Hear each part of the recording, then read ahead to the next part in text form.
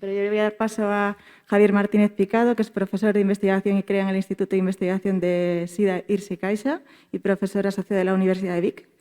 Pero lo que sí que creo que es en mi opinión, excelente científico y excelente comunicador para todos aquellos que somos un poco más profanos en la investigación básica. O sea que seguro que nos dará una charla sobre nuevas estrategias de curación, pues excelente.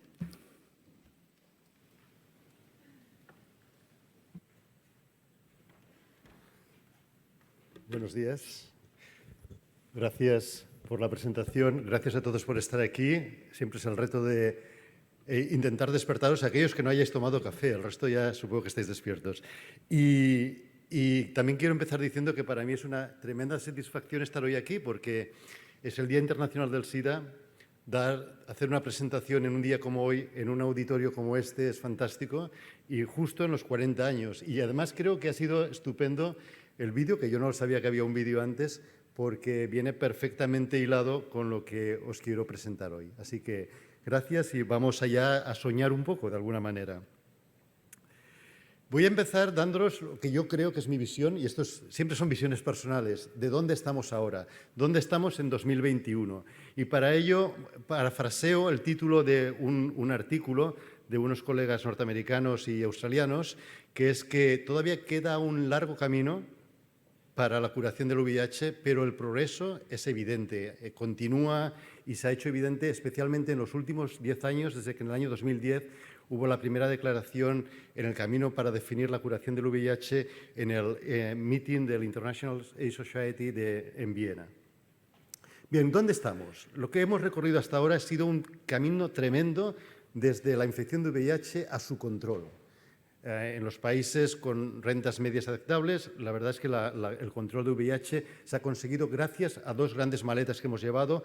Una ha sido, obviamente, la de la prevención y otra la del tratamiento. Y en ambas maletas quedan cosas por hacer, pero ambas maletas contienen muchos ingredientes, muchos de ellos los conoceréis porque los habéis manejado con soltura y con mucha habitualidad, que son importantes en definir precisamente esta curación. A partir de ahora, ¿qué nos queda? Hemos empezado a caminar, pero una de las ideas es conseguir la remisión del VIH. Y esto siempre es a base de semántica, ¿no? Remisión, cura. La idea es conseguir una remisión, conseguir que podamos tratar la infección por VIH y abandonar el tratamiento en algún momento sin que el virus reaparezca. Esto es erradicación. Bueno, hay un objetivo que es erradicar el virus en el cuerpo de una persona, pero el concepto de erradicación yo creo que es un concepto mucho más amplio, es un concepto que abarca la curación a nivel global, la falta de infección a nivel global. Y esto no lo consigue solo la curación, lo consigue la curación, lo consiguen las posibles vacunas, todas las estrategias de prevención como la PrEP, y lo consigue un tratamiento eficaz para todas aquellas personas que estén infectadas. Por tanto, es un conjunto de objetivos, todos ellos apuntando hacia la erradicación. Definitivamente estamos en los 2 años, diría ya no el año, los 2 años, 2020 y 2021, de los virus. El SARS-CoV-2 nos ha traído esta novedad y deciros que el VIH tiene características que le hacen tremendamente diferencial respecto al SARS-CoV-2 y a otros muchos virus. Comento 3 porque para mí son las más claves. Una es que es un virus que infecta el sistema inmunitario y esto hace que precisamente infecte aquellas células que nos han de proteger de los patógenos, pero en segundo lugar también es un sistema difuso en el cuerpo, es un sistema que tiene múltiples células y múltiples órganos y por tanto no se concentra en un tejido definido muy concreto. Esto complica mucho el afrontar, por ejemplo, la curación del VIH. El segundo es que es un virus que se integra en el genoma humano y esto lo hace complejo porque se integra en células que tienen diferentes capacidades de diferenciación y de proliferación. Y lo hace difícil porque se integra en sitios que no conocemos, en sitios que son génicos, sitios que son intergénicos.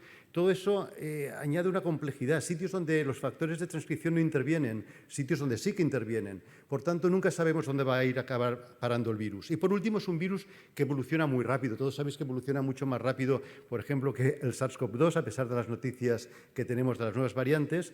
Y esta variación le hace resistente al sistema inmunitario, le hace esquivo al sistema inmunitario, le hace esquivo a los medicamentos y, atención, también a los anticuerpos con amplio espectro neutralizante, porque forma ADAs, anti-drug antibodies, y también lo que hace es conseguir archivar en su reservorio una biblioteca de todas las variantes virales que han ido generando. Y esas variantes virales circulantes acaban archivándose también en las células donde va a permanecer latente.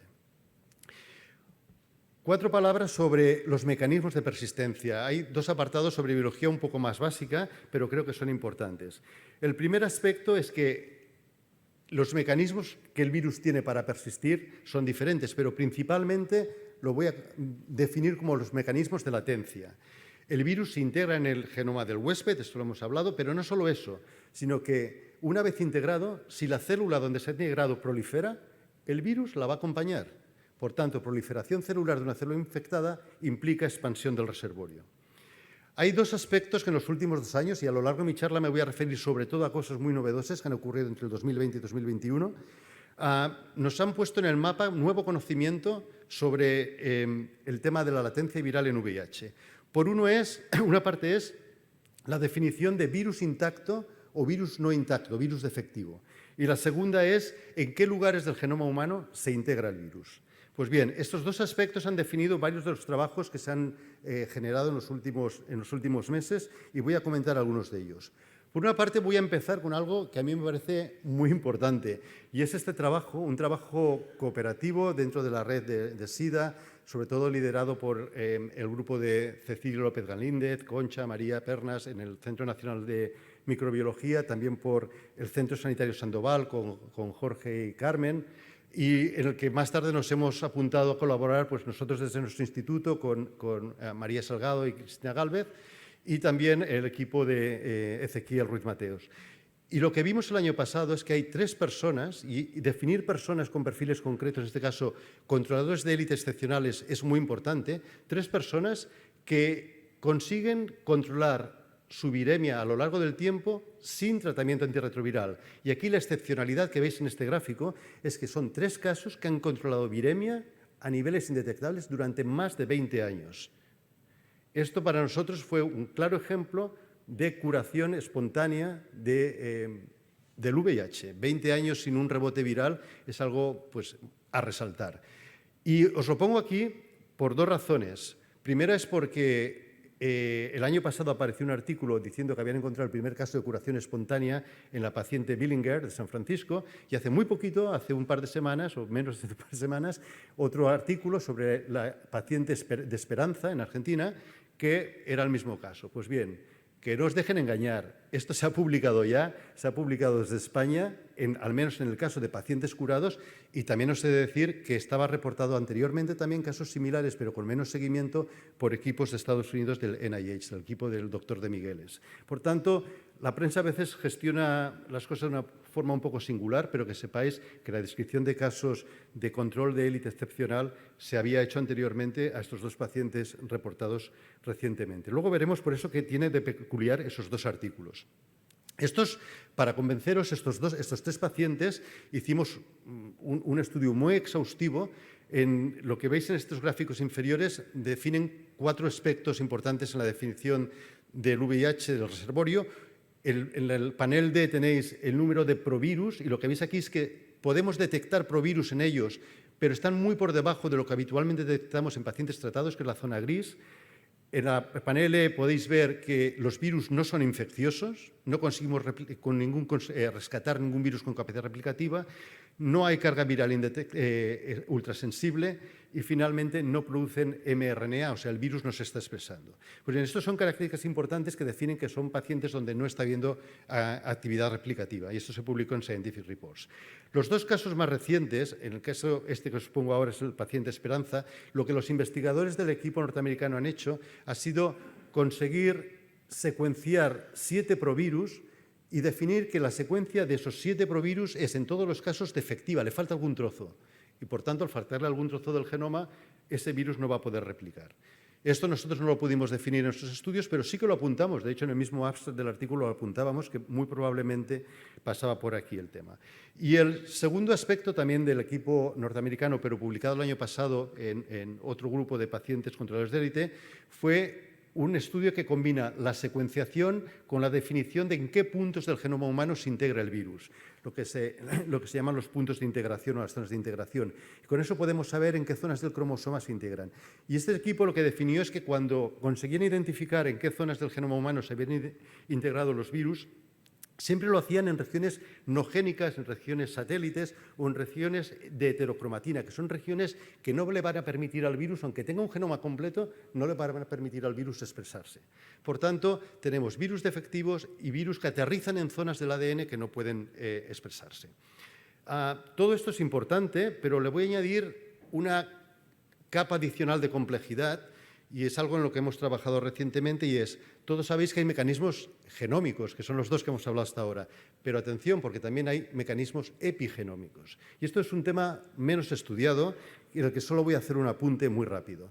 Este es un trabajo que la doctora Sara Morón, de nuestro equipo, publicó el año pasado, en colaboración con otros miembros del grupo, donde la idea es la siguiente. Uno de los mecanismos epigenéticos es la metilación del ADN.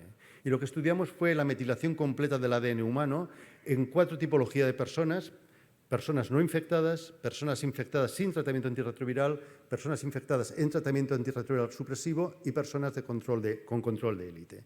Y la idea era que el tipo de activación del virus iba a ser diferente si había metilación que si no la había. La metilación básicamente se mide en lo que llamamos las islas de citosinas guanosinas, las CG Islands. Y lo que vimos fue esto. Esto es un gráfico que podéis pensar que es complejo, pero básicamente lo que define de fuera a adentro es los 23 cromosomas del genoma humano. Lo que vais a ver son las zonas en azul, verde, el segundo aro concéntrico de expresión de CGs, islas de CGs, y en la parte más interior si esas CGs están metiladas o no metiladas, comparando en el gráfico de vuestra izquierda personas seronegativas con pacientes virémicas, y en la zona derecha virémicos tratados y no tratados. Y dices, esto es muy complejo. Y queda bien para colgarlo en la pared, pero es muy complejo, y es complejo. Pero voy a hacer un ejercicio de simplificarlo hasta el extremo, y es el siguiente. 3 tipologías de personas: healthy donors, personas infectadas y personas infectadas con tratamiento. ¿Qué podemos decir? La primera pregunta es, ¿la metilación o la infección altera en algo la metilación? Y la respuesta es que sí. Una persona, cuando se infecta, cambia su patrón global en los cromosomas, en todos sus cromosomas, de metilación. Y la segunda pregunta pertinente es, vale, Javier, pero ¿y si se trata? ¿Esta metilación revierte? Y la respuesta es que, por lo menos, si se trata en fase crónica, no hay reversión de la metilación. Por tanto, hay cambios epigenómicos que van a persistir a lo largo de la infección y del tratamiento. Ahora estamos iniciando un estudio para ver esto en fase aguda, si también se produce este fenómeno ya en momentos muy tempranos después de la infección. Pero de momento estamos ahí. La epigenética también tiene un papel. ¿Cómo medimos los reservorios? Esto es un tema complejo y que todavía queda mucho camino por hacer, porque tenemos medidas que son imprecisas. Y aquí también os voy a ir poniendo algunos ejemplos de lo que estamos haciendo. Uno es esta revisión que publicamos en colaboración con el equipo del Marty Delaney Collaborative Beat HIV, en el que participo. No pretendo que os aprendáis todo, simplemente quiero dejar las siguientes ideas. Primero, para medir reservorio en estudios clínicos hay que conseguir muy buen material. Y muy buen material pasa por o grandes cantidades de sangre o también biopsias de tejido linfoide secundario. Son hoy por hoy las únicas formas que tenemos de definir claramente si el reservorio está disminuyendo o no. El segundo punto importante aquí es que hay que hacer múltiples tests. No basta con quedarse con un test y decir, yo me fío plenamente de esto. Se puso de moda hace un par de años el IPDA, que se llama el IPDA. Es un test, pero no es el único, ni de lejos es el más preciso y el más sensible. Por tanto, hay que hacer normalmente múltiples tests. Y esto va a definir toda una estructura de gestión de ensayos clínicos en el futuro que hay que tener muy en cuenta. Una de las cosas en las que hemos avanzado y de la que me siento especialmente orgulloso en el equipo es un trabajo que realizaron Sara Morón y Mari Carmen Puertas junto con otros colegas del equipo, que fue en intentar definir con la mayor precisión posible el reservorio en tejido gastrointestinal, concretamente en biopsias de íleon. Y para ello lo que hicimos fue, a diferencia de lo que hacen otros equipos, no tomar una biopsia y analizar el reservorio en la biopsia completa, sino un método para extraer de la lámina propia aquellas células inmunes que son susceptibles de estar infectadas y dejar aparte todo el resto. El resto no nos va a proveer de información. Para eso diseñamos un método no enzimático que permite extraer leucocitos de sangre y esos leucocitos los podemos analizar por el gráfico que veis abajo a vuestra izquierda, que es lo que llamamos una Droplet Digital PCR. Es un método sensible donde en el panel de la derecha hay un control negativo, veis que no hay puntos por encima de la línea lila que serían la positividad. En el panel completamente a la izquierda es un tejido, una biopsia que no hemos procesado, donde veis algún punto verde, pero muy poquito. Y en el centro veis la misma biopsia, pero procesada por esta técnica, donde veis que la señal aumenta estrepitosamente. Y esto que lo realizamos en colaboración con el Hospital Vall d'Hebron de Barcelona, en un estudio, el estudio indoor, donde lo que podéis ver aquí es en los dos gráficos de la izquierda, en los box de la izquierda, lo que obteníamos en sangre periférica, y veis como cuando realizamos esta técnica para verificar el reservorio en tejido gastrointestinal, la sensibilidad aumenta de una forma muy importante y significativa. Por tanto, es importante definir bien las técnicas que se van a utilizar y ya que uno se pone a hacer biopsias, que es un proceso invasivo, al menos que la calidad de la muestra sea lo mejor posible. Es importante también estudiar esto en pacientes muy bien definidos. Quiero comentar una cohorte, la cohorte Loviret, es una cohorte que hemos puesto en marcha con Cristina Gálvez y María Salgado en el equipo, en colaboración con el Hospital Clínic de Barcelona, donde lo que queremos estudiar no son aquellos casos de reservorio bajo, porque son pacientes que se trataron muy temprano en el momento de la infección. No, de hecho, la mayor parte de vuestros pacientes se presentan tardíamente en la consulta. ¿Podemos entender el reservorio de esas personas y podemos hacer algo por incluso tratar su reservorio? Para ello, lo que definimos fue un grupo de pacientes de las dos cohortes, Hospital Clínico y Hospital Can Ruti, con más de 3 años de tratamiento retroviral y lo que miramos fue en todos ellos el reservorio viral en PBMCs. Y lo que veis aquí es una distribución de ese reservorio, un reservorio que va desde más de 3 logaritmos a niveles indetectables en más de 400 muestras. Y aquí quiero resaltar los puntos que veis en azul, en el extremo inferior, porque en este punto tenéis personas a pesar de haber estado tratadas en fase crónica, la mayoría de ellas, personas con un reservorio muy bajo, de menos de 50 copias de DNA proviral por millón de PBMCs, o bien con niveles indetectables. Y como os decía, la gran mayoría, son personas tratadas en fase crónica de su infección, no en fase aguda. Estamos investigando profundamente este grupo. Esta semana hemos enviado un segundo artículo a publicar, pero os puedo adelantar algunas características que creemos que son importantes, y la principal característica es que estas personas ya tenían un reservorio menor antes de iniciar el tratamiento antirretroviral, aunque la carga viral era idéntica entre estas personas y las personas que no pertenecían a este grupo. Sin embargo, el reservorio era menor. Y la otra característica que veis aquí muy bien definida es que la pendiente de caída del reservorio viral a lo largo de varios años del tratamiento es mucho más pronunciada y estadísticamente significativa en el grupo Loviret que en el grupo de personas control. Por tanto, el mensaje es que hay personas entre los que se tratan de forma crónica, que pueden tener reservorios muy bajos. Entender el reservorio, como os decía, es complejo porque hay multitud de células. Esto es un estudio que salió publicado ayer mismo en la revista Envío, liderado por Cristina Gálvez, también en nuestro equipo, y es un estudio que intenta preguntarse lo siguiente. A lo largo de los últimos 8 años, prácticamente, se han definido numerosos tipos de poblaciones celulares que creemos que son clave para el reservorio viral. Y cada investigador ha definido el suyo. Pero nadie había tenido la oportunidad de decir, vamos a tomar todos estos diferentes tipos celulares, CD4, todos ellos, pero diferentes subpoblaciones CD4, conjuntamente de una misma persona, y vamos a analizarlos comparativamente. Y es lo que aquí hicimos. Cogimos esta población, definimos hasta 13 tipos diferentes de potenciales subreservorios. Lo hemos hecho en colaboración con el equipo de María José Buzón en el Hospital Vall d'Hebron. Y lo que podéis ver aquí, a través de también Digital Droplet PCR, un ensayo también de citometría de flujo para medir mRNA viral y para medir poblaciones celulares, lo que podéis ver aquí es que, teniendo en cuenta el volumen de sangre que tenemos en el cuerpo, teniendo en cuenta cómo cada población celular es susceptiblemente diferente a infectarse, vemos que diferentes poblaciones tienen diferentes niveles de riesgo, por decirlo así. Hay poblaciones con gran nivel de infección que son muy importantes en el cuerpo, otras son más pequeñas, y luego hay poblaciones que son más pequeñas pero que expresan más mRNA. Por tanto, por primera vez se define un mapa. Esto yo os invito a leer el artículo porque define con más precisión cada una de las poblaciones, pero un mensaje importante también es que todas las poblaciones que hemos estudiado, todas expresan virus intactos, con capacidad replicativa competente, y por tanto sí que es cierto que algunas los expresan en mayor medida, como veis en este mapa, pero realmente al final vamos a tener que adoptar estrategias no focalizadas como se pensaba sobre una población. Vamos a investigar e intentar eliminar las stem cell memory o los CD32. No, va a haber que hacer una aproximación mucho más holística a las poblaciones virales, poblaciones celulares de CD4. Regulación de la latencia viral. Todos habéis oído hablar de lo que os voy a presentar ahora, que es básicamente dos estrategias que tienen nombres así un poco fancy, que son el block and lock y el kick and kill.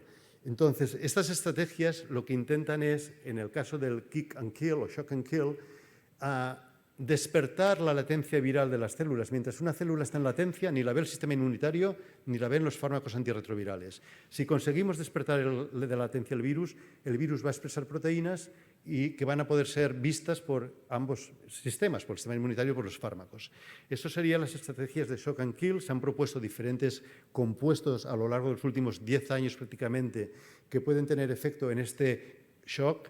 Y la verdad es que os he de decir que los resultados son ambivalentes, no hay ninguna que realmente de estas moléculas sea perfecta, se consiguen ver reactivaciones, sobre todo in vitro, pero luego in vivo los efectos pues, son muy discretos, la verdad. Y las estrategias de kill pues, también están siendo afrontadas, luego hablaré un poquito más de ellas, pero están siendo afrontadas desde diferentes ángulos y no todas ellas con la misma eficacia. Y también tenemos, como os decía, el block and lock, que es decir, vamos a hacer lo contrario. Como veis, son estrategias completamente opuestas. Podemos sumir al virus latente en un sueño profundo, del cual nunca despierte, y para eso, pues, creedme o no, existen medicamentos, existen fármacos que están intentando hacer esto. Y existen fármacos también que pueden, curiosamente, redirigir al virus, cuando infecta una célula, hacia aquellos lugares del ADN que son desiertos génicos, que son no transcripcionalmente activos. Entonces, esas serían estrategias con las que se puede jugar en un futuro inmediato. Lo que veis aquí es un trozo del ciclo de replicación del virus, lo que llamamos los fenómenos post-integración, aquello que ocurre desde la integración a la producción viral. Y quiero remarcar esta fase del ciclo de replicación viral porque tiene mucho que ver con lo que os he explicado anteriormente y porque en el equipo nos hemos centrado en estudiar algunas de estas rutas o mecanismos mecanismos de modificación post-transcripcional. Voy a fijar la vista en los mecanismos de transcripción y de splicing, que son la maduración de las moléculas de RNA viral en este caso. ¿Por qué? Porque hemos trabajado con esto, estamos buscando moléculas que puedan perturbar estas rutas y una de ellas es un fármaco denominado ABX464 con el que llevamos trabajando ahora algunos años. Este es un artículo realizado por Sara Morón y Silvia Bernal en nuestro equipo que se publicó hace ahora unas semanas en Clinical Infectious Diseases, donde lo que intentamos es comprender este fármaco en qué momentos específicos. Sabemos que afecta a nivel post-transcripcional, o sea, afecta a la transcripción del RNA. Lo que no sabemos es exactamente el mecanismo y el momento en que actúa el medicamento. Y es muy importante porque lo que hemos visto es que este medicamento reduce el reservorio viral. No sabemos exactamente cómo lo hace, pero lo reduce dentro del contexto de un estudio clínico. Y lo que podéis ver aquí es que cuando analizamos los pasos específicos de transcripción, hay dos pasos en los que este fármaco interviene. Es la iniciación de la transcripción y del splicing y la elongación. Y luego hay otras fases que nosotros podemos discernir claramente, pero en esas no participa, por lo cual podemos acotar con más precisión en qué zonas y en qué momentos está actuando, y esto liga perfectamente con una reducción del reservorio, porque menos iniciación y menos transcripción va a implicar al final que haya menos capacidad para que se establezca reservorio. Más allá de este fármaco concreto que hemos estudiado, que es un fármaco todavía en fases de investigación clínica, nuestro objetivo es buscar fármacos nuevos que intervengan en estas fases de transcripción y de splicing. Y para ello estamos diseñando una serie de trabajos que lidera Sara Morón en el equipo sobre qué factores celulares son esenciales para el splicing del VIH y qué fármacos podemos detectar tanto para revertir como para silenciar la latencia. Y esto es trabajo ahora en marcha que esperamos que dé su fruto en el próximo año o 2 años. Volviendo nuevamente a esta imagen, ¿qué otro aspecto hemos estudiado en el equipo que creo que es importante? Pues es la translación del RNA viral, los procesos que hay entre la fase de RNA maduro y la producción de proteínas. Esta fase es especialmente importante porque las proteínas que obtengamos, si son de VIH, son proteínas que el sistema inmunitario va a ser capaz de visualizar y, por tanto, el kill que hagan el sistema inmunitario va a ser más eficiente. Pero no tenemos herramientas buenas para detectar esto. Pasamos normalmente de herramientas que nos permiten detectar el RNA a herramientas que nos permiten detectar el virus libre.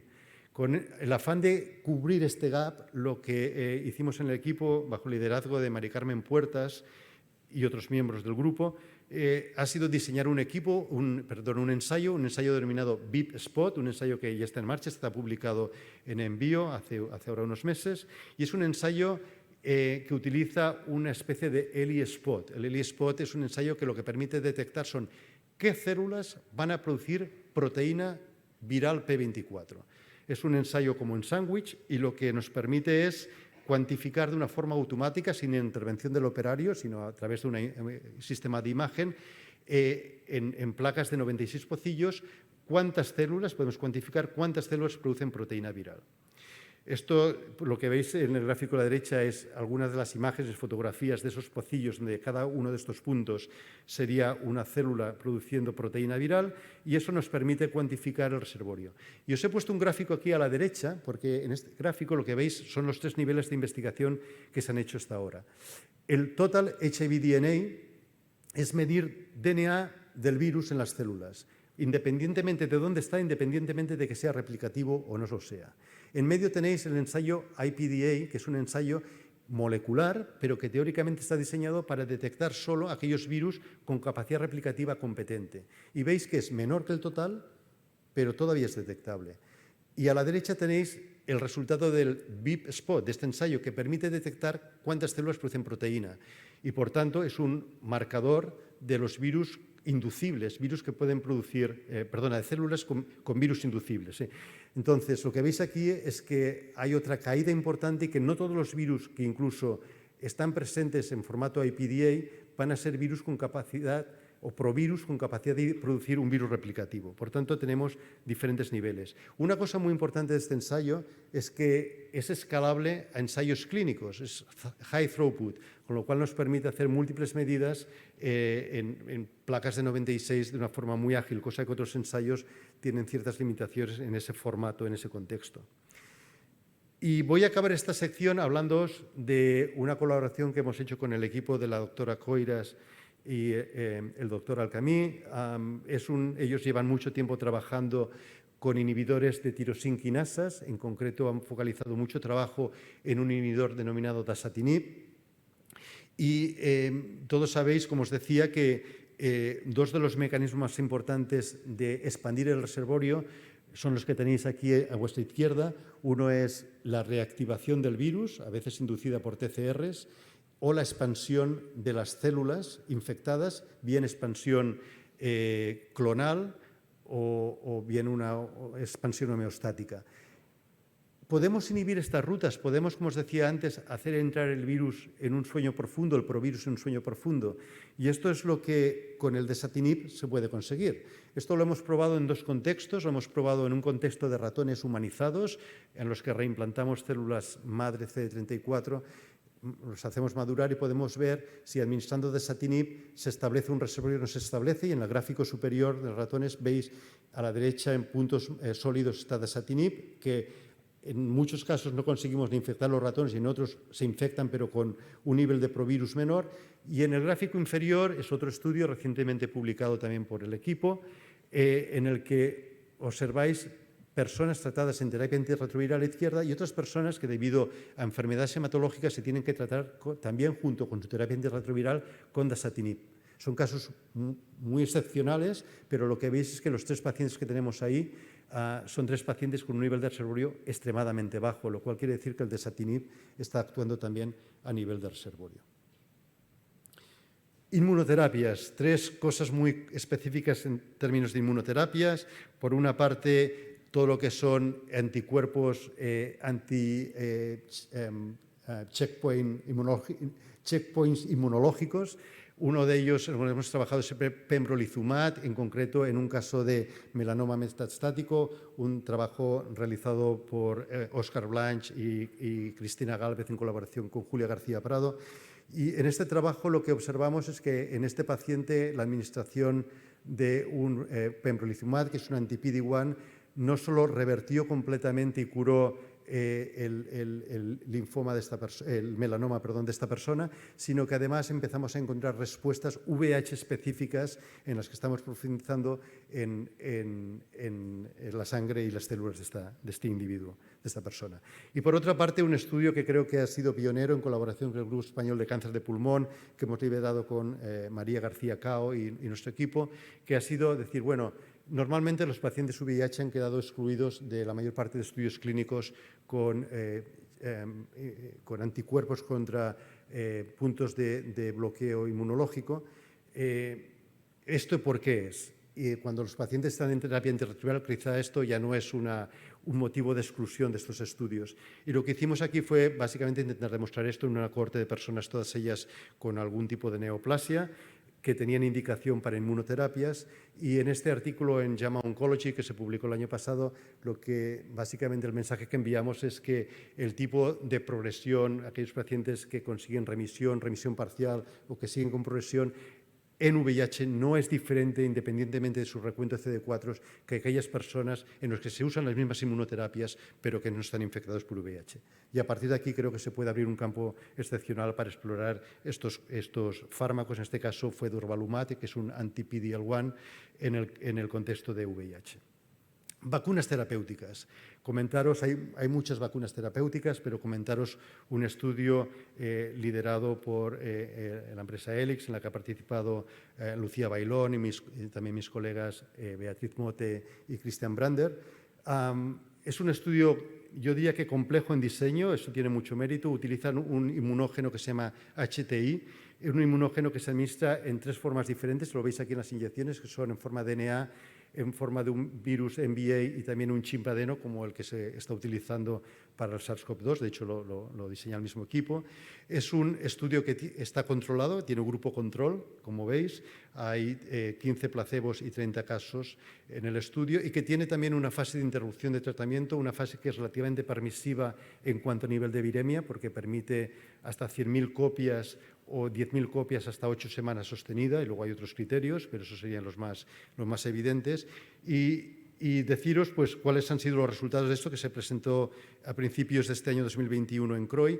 El primer mensaje es que los pacientes que reciben la vacuna consiguen un número de respuestas dirigidos contra los péptidos que contiene el inmunógeno, el HTI, superior, es decir, que la vacuna está educando la respuesta inmune hacia esos péptidos en concreto, cosa que no ocurre en el grupo placebo. Veis que la respuesta es muy diferente.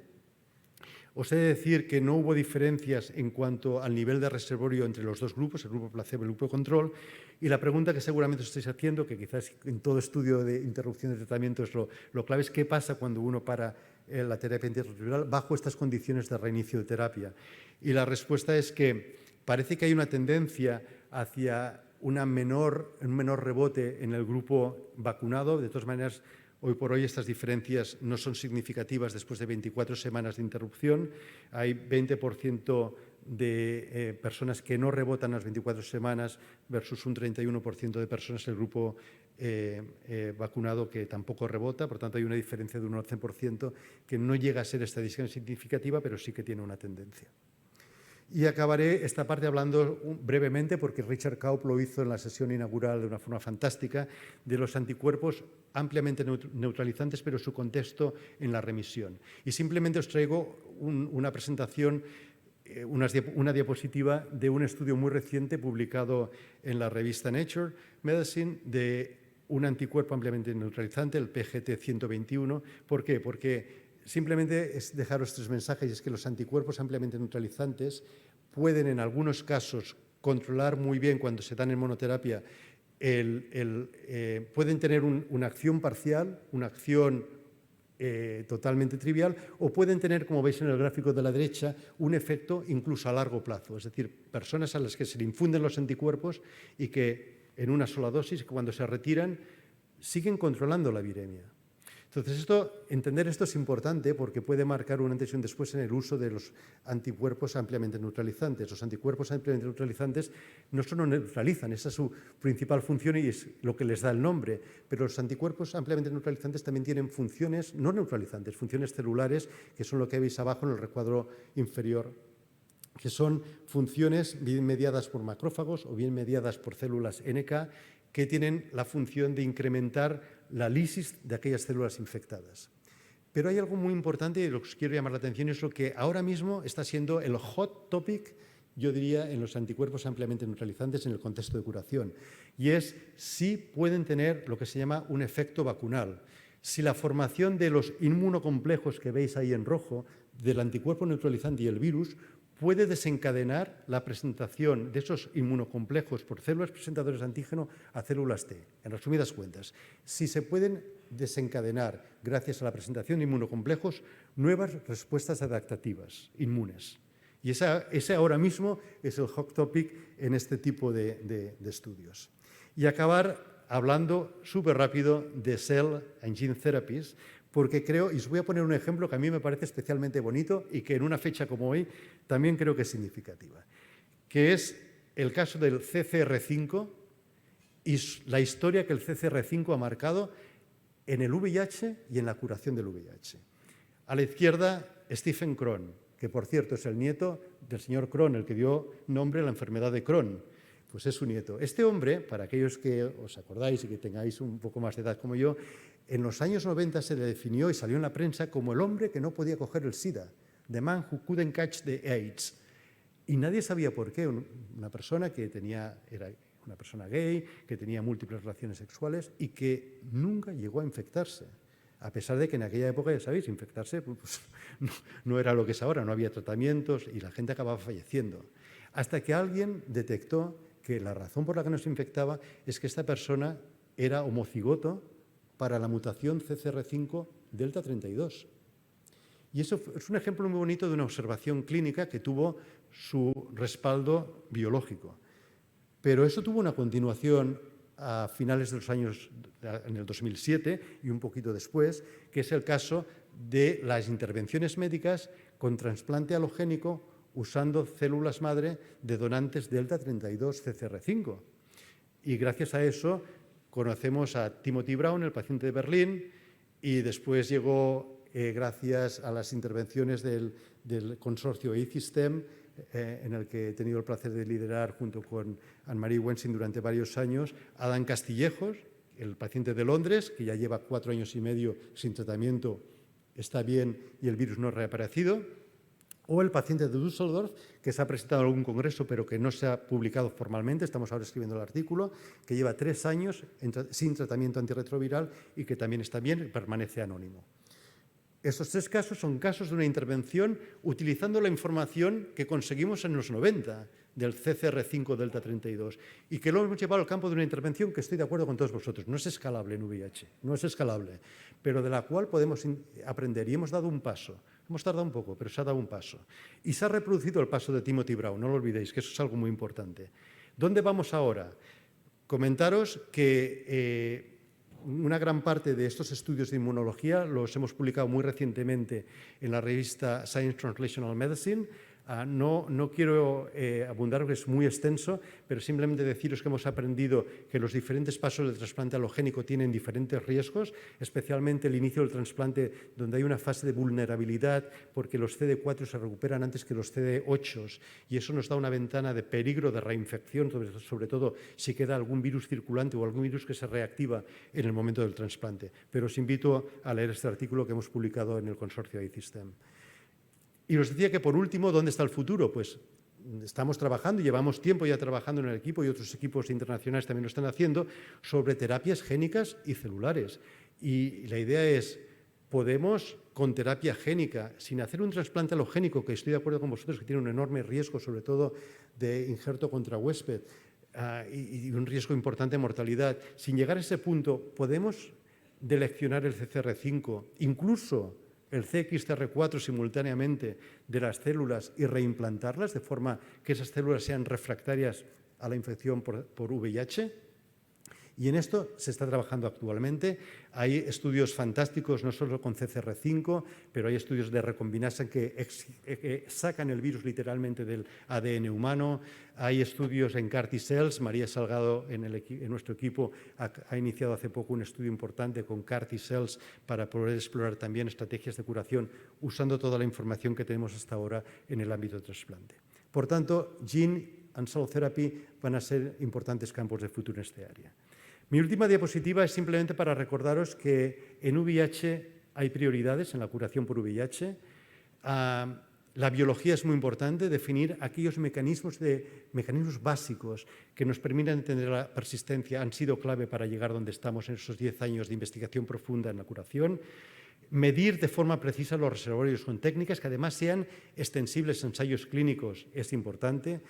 Desarrollar nuevas estrategias. Cada día aparece alguien con una nueva idea. Ayer hablaba alguien de aptámeros en una presentación del grupo de Africa Holding. Los aptámeros se están intentando utilizar también en ámbitos de curación. O sea que realmente se están moviendo muchas cosas y se están estudiando muchos diferentes aspectos. Y por último, todos los que estáis en la sala, que sois clínicos, es muy importante el definir ensayos clínicos definitorios, ensayos clínicos bien diseñados, con grupos control, ensayos clínicos con los mejores ensayos, ya que vamos a molestar, y en algunos casos de forma importante, a los pacientes con leucoaféresis, con biopsias, que los ensayos tengan el mejor diseño y con la mayor potencia. Y haciendo eso yo creo que vamos a conseguir acercarnos cada vez más a la curación. Hay veces que hay gente que me dice, esto es imposible, y yo siempre digo lo mismo. Yo creo que la definición de ciencia es llegar a hacer posible lo que antes era imposible. Con esto yo acabo. Tengo mucho que agradecer a todo el equipo con el que trabajo. Tengo un lujazo de equipo y no solo ellos, sino también toda la gente con la que colaboramos. Por cierto, aprovecho para decir que en este equipo ahora mismo nos falta una persona que estamos buscando, que es un bioinformático o bioinformática, así que si alguien se anima a venirse a Barcelona estaremos encantados de acogerlo como bioinformático. Quiero dar las gracias al Instituto IRSI i Caixa, especialmente a su director, Bonaventura Clotet, que siempre ha sido un puntal de apoyo en todos los estudios que hacemos, y por último, pues a todas las agencias financiadoras que he de decir que en parte, he de agradecerlo en parte, por desgracia son demasiadas, están demasiado atomizadas en España, pero gracias a ellas pues podemos mantener los estudios que estamos haciendo, y agradecer a todos los pacientes que han participado en los estudios también, que son muchos, su dedicación y su generosidad. Y a todos vosotros vuestra atención por estar aquí. Gracias. Pues muchísimas gracias, Javier. Una presentación magnífica y súper detallada.